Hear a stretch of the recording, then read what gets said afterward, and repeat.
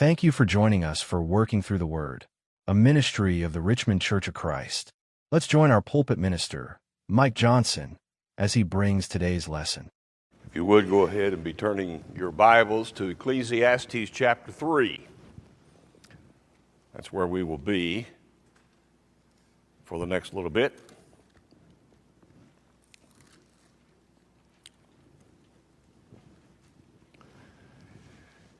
Before I get into that text, Allison said that Carol's doing well. Here's the only question I have.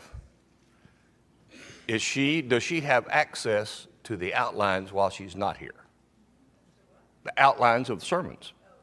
She needs to have those. Because, see, that's her thing. She checks the outlines and makes sure that if I've messed up, she lets me know about it. Never fear, however. She's not here, but others have stepped into her place, causing me to say, it is true. I should have said this morning, we don't know if Liddy was married or not. We don't know if she had children or not. We just know she was a businesswoman. So that's a good correction. And apparently, Deborah's account is Judges 5, not 8. Even though I knew it was 5, the outline said 8. Carol would have caught that, I promise you. So, the other one I'm not dealing with because I was right. Okay. Huh? Oh, that one. Oh, I forgot, yes. I was thinking of one story about the two mothers, and I told the other story about the two mothers. Yeah, that's a good one. There you go. Thank you. Appreciate that. See, I don't have any problem. Saying that I messed up. So there we go. And if none of you caught those, then it says something about attention. All right. Ecclesiastes. We get Bible questions online from time to time.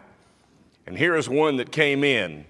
And the question or the statement was, will you please explain Ecclesiastes chapter 3, starting at verse number 9 and going through chapter 4 in verse 3, which seems to be a good theme paragraph or section. So we're going to consider that here in just a moment. Let's first of all make sure we understand the book of Ecclesiastes. It's one of my favorite books to read. I enjoy that book. And there's so much there that is so real. There's so much there that we can learn from. I want you to notice in chapter 1, verse 2, he says, "Vanity of vanities," says the preacher, "vanity of vanities, all is vanity." Look at chapter 12 and verse 8. "Vanity of vanities," says the preacher, "all is vanity." When we get into the book of Ecclesiastes, we have to understand his theme. His theme is, I'm going to show you that life and everything in this life is worthless. Now, he's not saying that there aren't good times and good things and good opportunities. He's saying the things of this world, taken by themselves, are not valuable at all. In fact, they're absolutely worthless. And that's what this book is about. And so as he walks through, not only is he saying, look how worthless things are, he is saying it this way. I know because I've tried it. I decided, he says in chapter 2, to test my own wisdom. Can I maintain my wisdom and do everything that I want to do? In other words, all the desires of the world, can I experience those and still remain wise? I'm just going to let myself go and do all that I can do and thereby find out what it's like. Now, I don't think he was intending to say, I'm going to go out there and be a reprobate. I'm going to go out there and sin and do all these immoral things. That's not what he's saying. But he is saying, of all the things that are here, I'm going to go and get them, and I'm going to acquire them. And he did. He had wealth, he had possessions, he had power, he had opportunities. He was big on partying, apparently, with wine and song and having all these people waiting on him. And all of those things, in and of themselves, may not be sinful. But what he's saying is, I decided to trust in them, to see what they're really like. So that's the book of Ecclesiastes. And then he closes it by saying, I proved it to you. Chapter 1, I'm going to tell you, life is vain. Chapter 12, I've told you, life is vain. And then he closes, starting in verse 9 of chapter 12, with a conclusion that we need to hear, and we will. But let's look at the text before us in chapter 3, starting at verse number 9. What we find in this text, I want to give you two concepts that Solomon wants us to hear, and concepts that he struggled with, or at least he was thinking about while doing something else. He was still thinking about these things. And we can break it down into two things. Number one, we can have God's gift. And that will be chapter 3, verse 9 through 15. And then we're going to find God's guarantee. So we're going to find his gift and his guarantee. Let's start in verse 9. What profit has the worker from that in which he labors? He's probably saying what some of us have thought from time to time. I've done all this work, I've spent all this labor, I've spent all this effort and all this time, and do I really get anything from it? Am I really fulfilled? Am I really finding? He may be using it from the vantage point of someone who doesn't have a relationship with the Lord from our vantage point, and we could see that they're struggling. And we're going to see in a moment why that is. And then he says, let me tell you what God has given. He's given us, number one, labor. A job to do, a life to live. We have our own labors to perform. Verse number 10, I've seen the God-given task with which the sons of men are to be occupied. God's gift is for us to be occupied doing what we can do. That's a gift from God.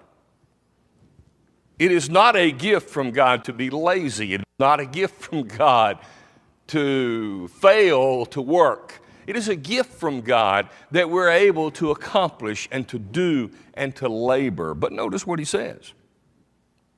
He's made everything beautiful in its time. Sometimes it takes a little while to notice the prophet. It takes a little while to understand. How many times have we said, standing here looking forward, I don't see what I see when I'm standing here looking backward. Now I can see. Everything is beautiful in its time. If you labor, if you do your own work, there will be benefit. That's what God's gift to us is. He's also put eternity in their hearts, except that no one can find out the work that God does from beginning to end. God said, I've given you this gift to labor and work out your life and to enjoy from it, but you're not going to be able to understand everything that I have put in motion. God lives in eternity, and he doesn't tell us all the details. But what he does say is that the concept of eternity is in everybody's heart. In other words, there's something else. There's something out there.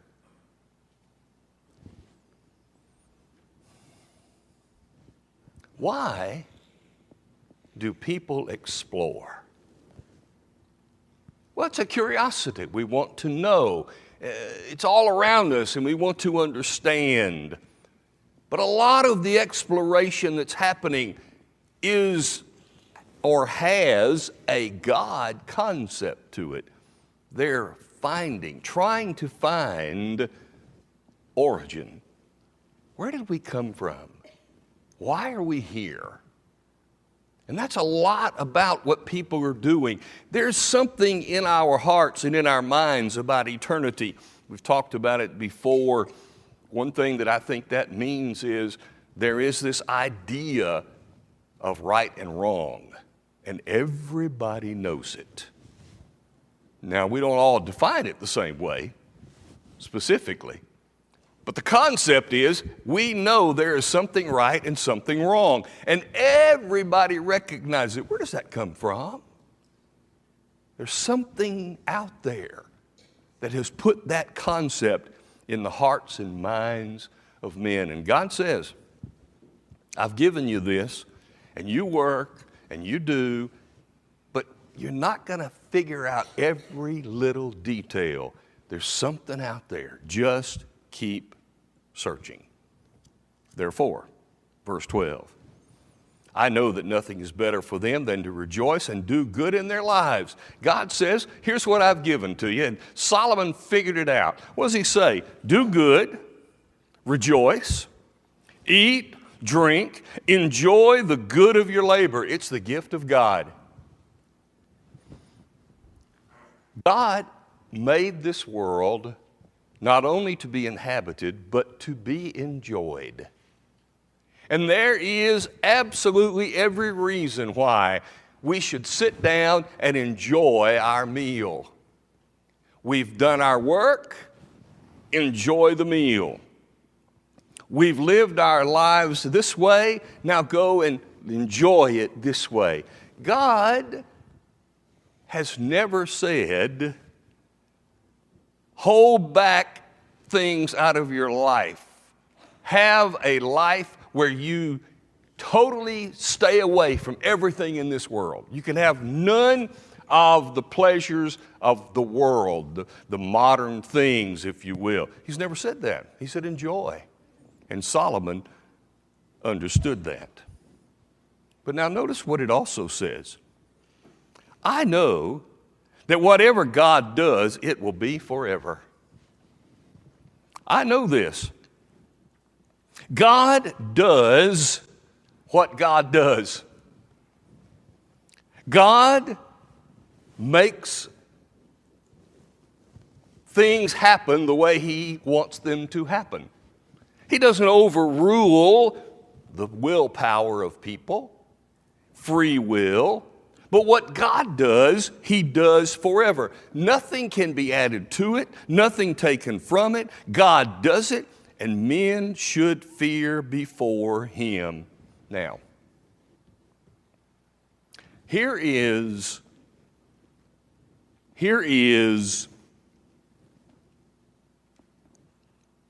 what Solomon understands about God. And what we need to understand about God. He is in eternity. And He in eternity is managing and controlling as He sees fit, while we are in time doing what we do. You can't add to what He wants. You can't take from it. His will is going to be done. Now, why does God do that? That men should fear before Him. God does what He does for the purpose of having us fear Him, respect Him, reverence Him, stand in awe of Him. It's always been amazing to me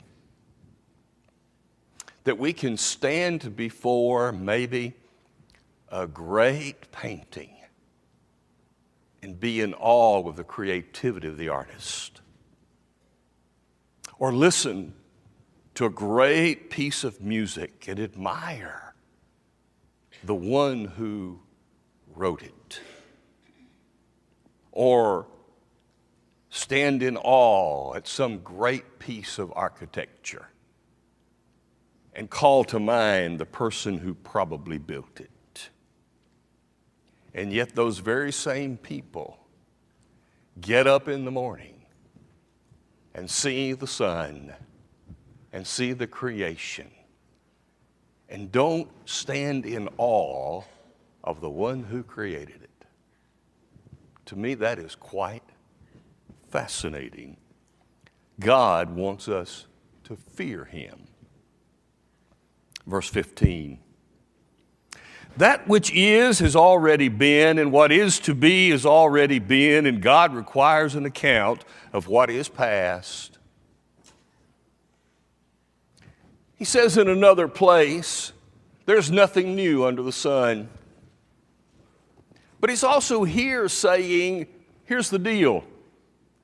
What's already been? It's past. It's over. It's already been. And God's going to say, you better give an account. Now, you got to remember, Solomon's writing this after he's already gone through this whole process. And he's on the outside now looking back. And now he says, the past is the past. What's already been, I have to give an account. And he is reminding us of that. But then what did he see?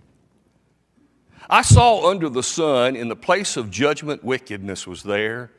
In the place of righteousness, iniquity was there. In the very place where good judgment ought to be given, maybe in a court, maybe a king, maybe even parents, wicked. In a place you would expect to see righteousness, I saw iniquity. When Solomon looked at the world, not only the world that was, but the world in which he had created for himself, what did he see? The negative. So I said, God will judge the righteous and the wicked. There is a time there for every purpose and for every work. Here it is again.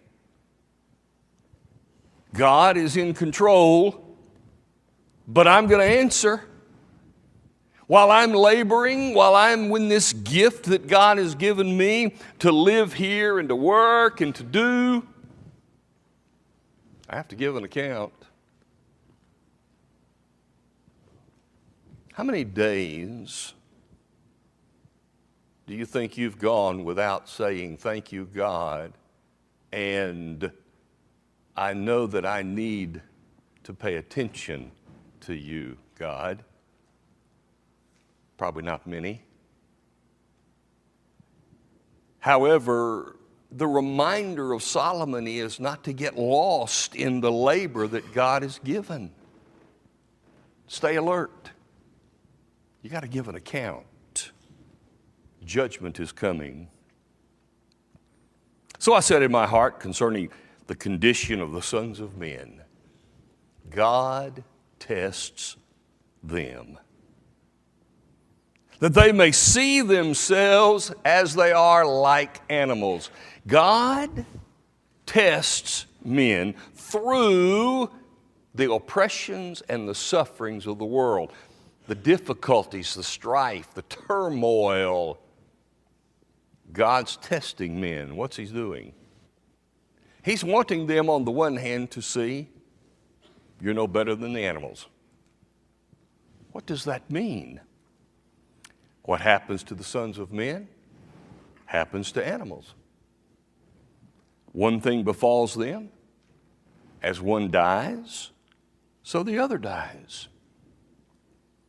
Sure, they all have one breath. Man has no advantage over animals, for all is vanity. All go to one place, all are from the dust, and all return to dust. We stop there, and I don't know why we should want to keep living. Better than an animal? Effectively, that's what the macroevolutionists want us to believe. We're no better than animals. We came from animals. We're no better. And Solomon says, on the one hand, I want you to understand, when animals die, you bury them. When people die, you bury them. And they all return to dust. He's not saying, in the same way we might be thinking that we're just like animals. He's saying, again, his point, the things of this world are vanity and worthless. And just like animals that die and turn to dust, all the things of this world pass away and turn to dust. In that way, we are like the animals. But then, in verse 21, he surmises this. Who knows the spirit of the sons of men, which goes upward, and the spirit of the animal which goes down to the earth? If he's writing this as he's going through, you're going to get to the end of the book and you're going to hear him say what? The body will return to the dust from which it came, but where does the spirit go? Back to God who gave it. He's very clear, but right now, maybe in the midst of what he's dealing with, he's just not sure. I'm not sure. But this eternity in the heart is nagging at him. There's got to be something else out there. So I perceived. Nothing is better than that a man should rejoice in his own works, for that is his heritage. For who can bring him to see what will happen after him? Here's God's gift. Here's your heritage. Do your own work.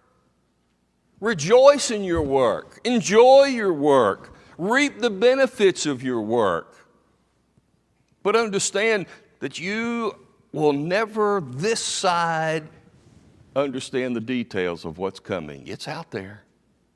There's something there. But nobody can take you and say, look, here it is. We can read about it. But all the details have not been given. So then I returned and considered all the oppression that is done under the sun. And look, the tears of the oppressed, they have no comforter. On the side of their oppressors there is power, but they have no comforter. I've seen everything that I've seen. And what did he not find? Comfort. He didn't find comfort in his song and dance. He didn't find comfort in his treasures and his possessions.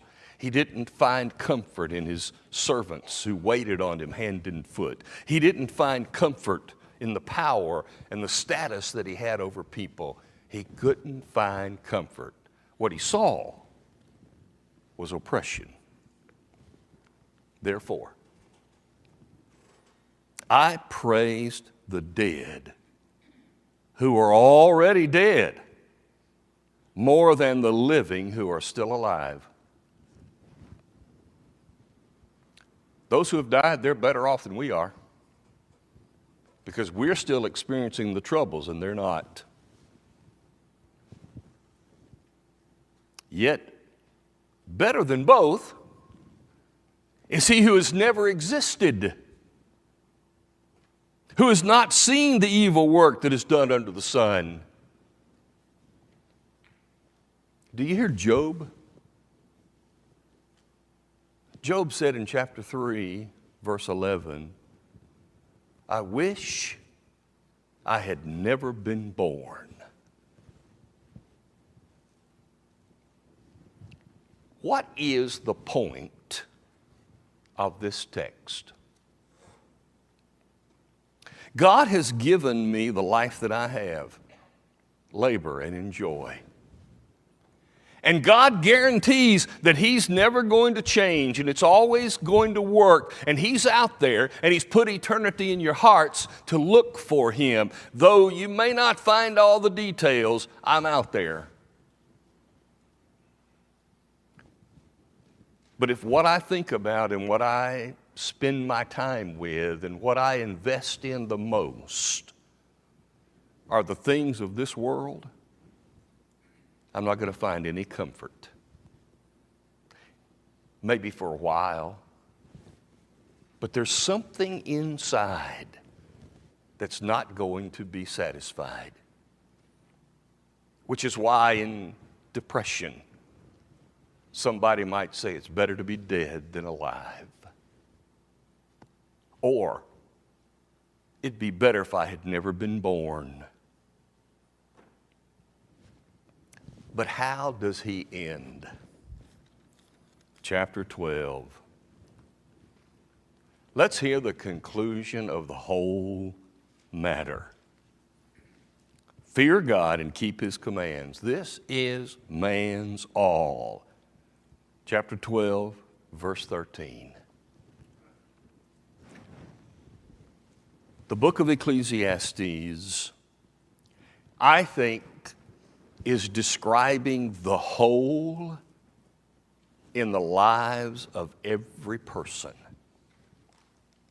And they are doing everything, and dare I say, we are doing many things to try and fill that hole, but it just doesn't work. There's only one thing that works. Fear God and keep His commandments. So here's a phrase that I want to use for the book of Ecclesiastes and for the purpose of life. God fills the hole in our lives so that we will be whole. He fills the hole, H-O-L-E, so that we will be W-H-O-L-E. We're supposed to learn from Solomon, who's already been there, to a greater extent probably than any one of us will ever have the opportunity to be. And his final analysis is, it won't work.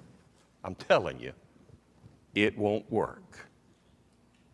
And yet all around us every day there are people trying it and failing. And it's our job as Christian people to help them see that the hole they are trying to fill is not providing them the satisfaction that they need.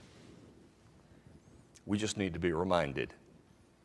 Sometimes we get lost in our own lives. Sometimes we get so inundated by our calendars, by our schedules, and by the places we have to run and go and do and be. And we need to stop and realize those things have to be done here, maybe. But let's prepare for there more than we do for here. I hope that helps with the book of Ecclesiastes. If there's any thoughts that you have to add to that, I'd love to hear. And I hope that it helps the person who asked about that text. Maybe tonight you're struggling, trying to fill the hole in a way that's not working. As God's people, we want to help you with that. Tonight, can we help you?